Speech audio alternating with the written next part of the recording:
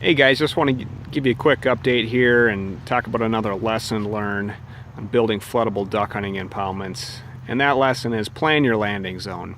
So let me just give you a quick lay of the land because I'm giving you a landscape shot here that I haven't given you before.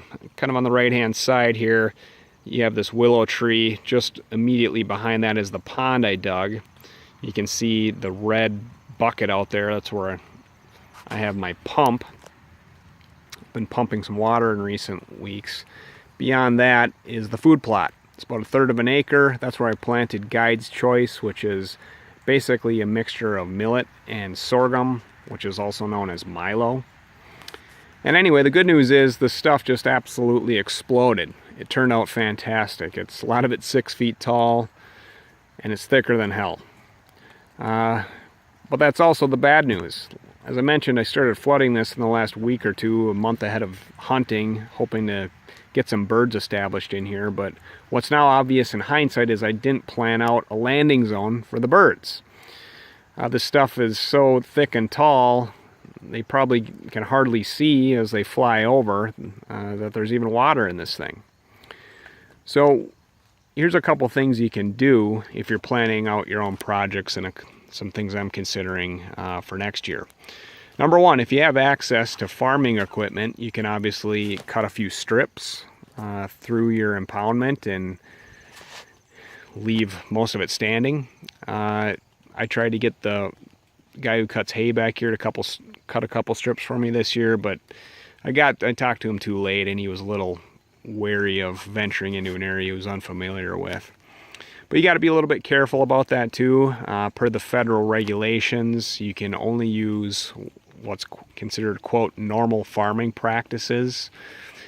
You cannot manipulate crops for the purposes of hunting. I'll kind of save some of those technicalities for another video, but it's important you understand those. Anyway, that's certainly one method you can use. Another method is you can leave a couple deep spots in your impoundment. I saw this in a place I hunted in South Dakota last year. What they do is they basically just leave some deep spots. And I think a lot of those deep spots, they just hold water all the time, so nothing gets established there from a vegetation standpoint. And that just leaves a nice pool open right in the middle of the impoundment or wherever they place it for the birds to always have a spot to land and, again, to see as they're flying around. Last but not least, you can also plant a different variation of crops in your impoundment where you want a landing zone. So what I think I'm going to do next year is I'm going to plant a couple rows of beans in the center of my food plot here.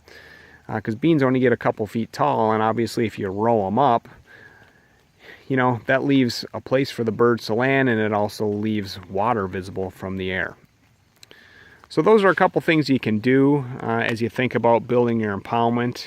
Again, it's really important that you think ahead of time, where are the birds going to land? So a couple considerations.